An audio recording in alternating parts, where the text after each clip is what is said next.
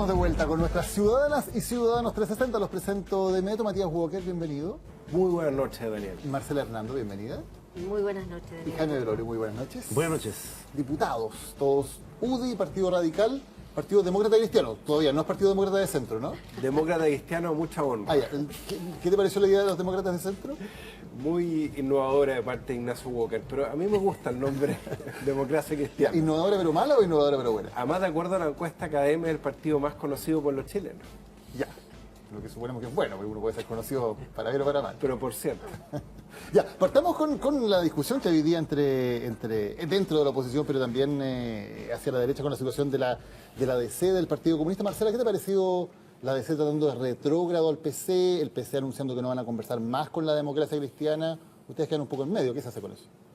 A ver, es complicado la posición tanto del PC como del Frente Amplio en algunos momentos, pero en esta lucha que es un poco discursiva más que otra cosa, yo siento que hoy día hay una complicación del cómo nos encaramos nosotros frente a un gobierno que está queriendo cumplir una agenda con la cual nosotros no estamos absolutamente de acuerdo. Lo que no es lo mismo que constituir un grupo pensando en un futuro gobierno. Todavía no estamos en esa, pero en cómo formar oposición, yo te diría que hoy día nuestros principales problemas son precisamente aunar esos extremos, Matías, porque tú citaste los dos extremos. ¿Es un extremo es el que representa Matías? Sí. Ya.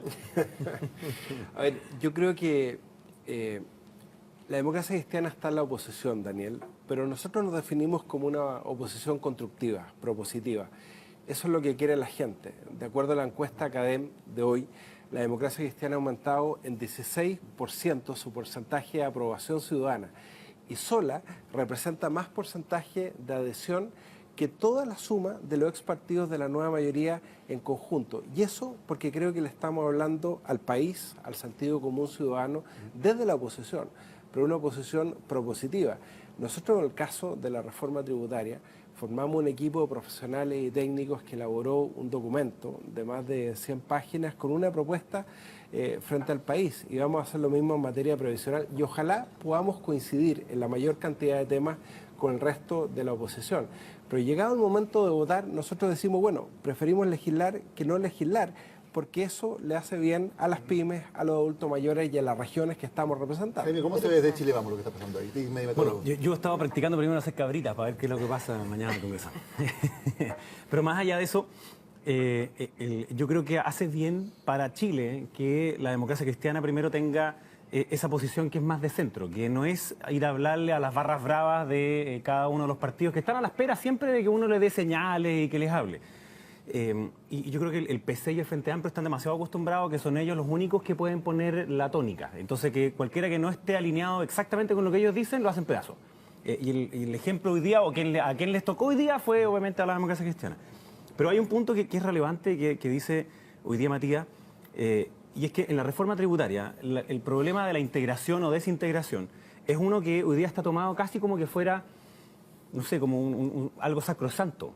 Y resulta que hay economistas también de izquierda, como el mismo Óscar Landerreche, que dice que la izquierda se equivoca al pensar que el hacer la integración es una cuestión equivocada.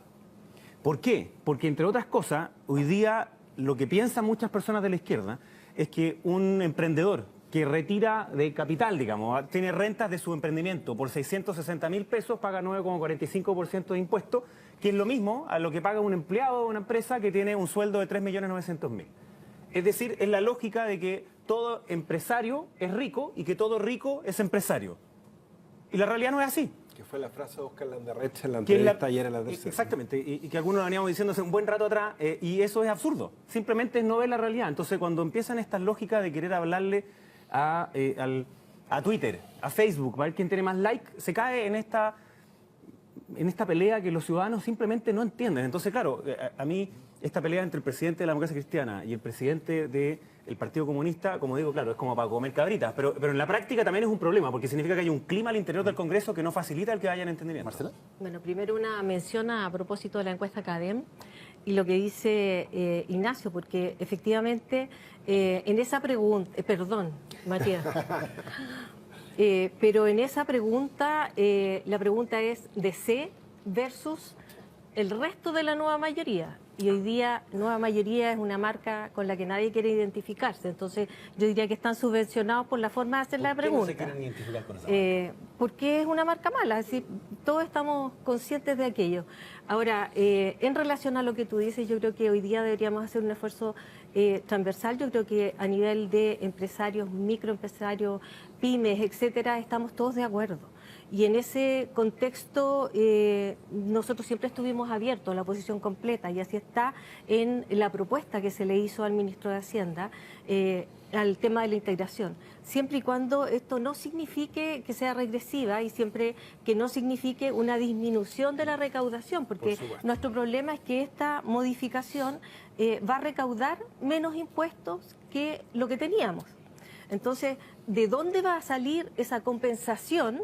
Es lo que a nosotros nos complica, y nosotros pensamos que debería salir de que los más ricos paguen más impuestos y compensen de alguna manera, pero eso todavía no se sabe cómo va a ser, y para nosotros eso, y me iba a referir al voto. Me iba a referir al voto, porque desde un principio para nosotros el que ya se esté discutiendo implica que vamos a llegar a discutir este tema y a votarlo punto por punto. Y en ese sentido sentimos que la DC entregó la oreja. ¿Ya? Porque que la pero entregó para eso hay que legislar, por Marcela. No, ¿Por qué sí, entregó yo la oreja a la estoy de DC? acuerdo. ¿Por qué? Porque precisamente cuando tú ya votas por estar legislando, estamos discutiendo los artículos en particular. Y sabemos que el gobierno tiene herramientas como para forzar que esta cosa igualmente termine y terminemos casados, digamos, con esta idea. Ahora, espero que se reivindiquen ahora en la discusión en particular, partiendo en la comisión. Bueno, para lograr precisamente mayor recaudación, ya habíamos logrado, junto con toda la oposición, 400 millones de dólares más de recaudación vía eliminar exenciones que tenían los más ricos, por ejemplo, en el impuesto de ganancia de capital, limitando esas exenciones que hoy día tienen, pero también nosotros que representamos a regiones conseguimos, toda la oposición, un 1% garantizado de todos los proyectos de inversión en beneficio de la región y las comunas donde se produce la inversión. Todos los adultos mayores con ingresos hasta 700.000 pesos van a estar exentos del pago de contribuciones o van a pagar mucho menos. Y las pymes, que son las que generan 70% del empleo, van a poder tener más simplificación en su contabilidad. Las mismas pymes que hoy día están de cabeza haciendo su declaración de impuestos a la renta. Y para eso, querida Marcela, hay que legislar. Lo que pasa es que nosotros en la oposición somos malos, Daniel, para capitalizar nuestros propios éxitos. Este era un éxito, lo que logramos en la negociación, pero en vez de celebrar unidos este éxito, celebrar este triunfo, la verdad es que lo único que sale para afuera son divisiones, de alguna manera emplazamientos, que yo creo que a la gente no le sirven. Si lo peor era no legislar. Ok, a favor de la idea de legislar, Matías, por tanto, va a votar a favor. Por cierto. ¿Marcela? Bueno, va a depender de lo que salga de la comisión, ¿Ya? porque se supone que ahí Hacienda ha hecho algunas promesas. Ya, va a depender entonces. Eso. Jaime, a favor, me imagino. Sí, de todas maneras, obvio. Yo creo que las mismas cosas que ha dicho Matías, que las conseguimos también los diputados de Chile Vamos, insistiendo en que, por ejemplo, en la exención a los adultos mayores, cosa que no quiso hacer el gobierno Esa pasado. es una idea de los radicales, ¿ah? Yo bueno, la reivindico. pero entonces vote a favor la idea de legislar para que se la pueda apropiar. Y sí es importante también decir que los mismos técnicos de la izquierda que dicen que no hay que hacer la integración eran los que dijeron que se iban a conseguir 8.200 millones de dólares con la reforma de Arenas. Y se consiguieron 2.200 millones menos. Entonces es bastante poco creíble que ellos mismos sean hoy día los que digan que en estos cálculos como he hecho con servilleta, porque simplemente no cuadran. Entonces yo lo que esperaría también es un poquito más de fe en que al hacer la integración, lo que se produce es también mayor inversión, que es la forma en la cual la economía tiene que volver a echarse a andar. Entonces, sí, es cierto en que hoy día significa un gasto tributario. Y la pregunta es cómo tú lo compensas. Y esa es parte de la discusión que hoy día se está teniendo, y tal como dice Matías, 474 millones brutos, cerca de 400 líquidos, Se han digamos. alcanzado 200 Nos y tantos. quedan poquitos minutos, les propongo que pasemos al tema de la Corte de Rancagua y especialmente de la polémica que hoy envuelve al senador Juan Pablo Letelier. ¿Qué les parece lo que ha hecho Letelier, especialmente su reunión con el fiscal Abbott? Mira, yo creo que el estándar de hoy día es distinto al que el senador Letelier estaba acostumbrado y por tanto que sus explicaciones de que él simplemente fue a hablar con el fiscal nacional sobre dimes y diretes de la región, junto con la fotografía de hace 3 años atrás, y que además al día siguiente o al mismo día que termina la reunión con el fiscal nacional, sale el fiscal Arias de parte de la investigación, son demasiadas coincidencias. Entonces, él nos pide hacer un acto de fe tal en su propia palabra que yo ya tengo fe en muy pocas cosas, digamos. Entonces, que además él nos pide hacer ese salto de fe, yo digo, sorry, pero denos más datos. ¿Cuáles son esos dime diretes? ¿Qué es exactamente la conversación que tuvo con el fiscal nacional? ¿Cuál era su relación que tenía o quizás no tenía con estos 3 jueces que hoy día hemos visto, al menos uno de ellos ya ha confesado actos de corrupción brutales? Entonces, hoy día el estándar es otro y yo creo que él todavía debe muchas explicaciones. Yo creo que todos los parlamentarios tenemos que abstenernos de hacer lobby por cualquier razón. Uno puede ir a ver al fiscal, de hecho vi una estadística en la cual aparece PR una en el año, que debo haber sido yo, porque cuando tú vas a entregar una querella... ¿A ver al fiscal? ¿A qué fui? Sí. A entregar una presentación, una denuncia sobre el hospital de Wynn y la contratación de 18 personas que estaban entregando la mitad del sueldo en el ministerio, exactamente. Y fui a eso. Entonces, yo creo que no es que tú no te puedas entrevistar con algunas autoridades, pero tiene que ser transparente qué es lo que fuiste a hablar. Tú lo puedes decir muy fácilmente. Sí. Yo fui y hice esto, pero resulta que el otro dice que fue a dimes y diretes. Y lo transparentaste. Daniel, el peor enemigo de América Latina ha sido el narcotráfico y la corrupción. Entonces, es muy importante poder desterrar cualquier vínculo entre el narcotráfico y la política. Lo dijimos respecto a la municipalidad de San Ramón. Eso nos valió algunas críticas de nuestros amigos y aliados. Y lo decimos también respecto de estas reuniones del senador Juan Pablo Letelier. Yo creo que hay que desterrar cualquier vínculo. Lo que está pasando en la Corte de Rancagua es escandaloso, me parece muy bien lo que está haciendo la Fiscalía y yo creo que el senador Letelier tiene que aclarar de mejor forma esa reunión. Les pregunto sobre otro tema importante de esta semana, la propuesta para que el fiscal Guzmán, se convierta en nuevo secretario del Senado. ¿Qué les parece su nombre y su postulación? ¿Tienen alguna duda con respecto a si debería ser el mejor nombre? Yo primero hago un primer disclosure aquí, que yo tengo una relación con el fiscal Guzmán porque me tocó que él fuera el fiscal en un caso en el que yo tuve que declarar como testigo, que fue el caso que pusieron una bomba en el memorial de la Fundación Jaime Guzmán mientras yo trabajaba en la fundación. Y tengo una buena opinión de él como la pega de fiscal que le tocó hacer, digamos. De hecho, fue un caso que terminó con una condena.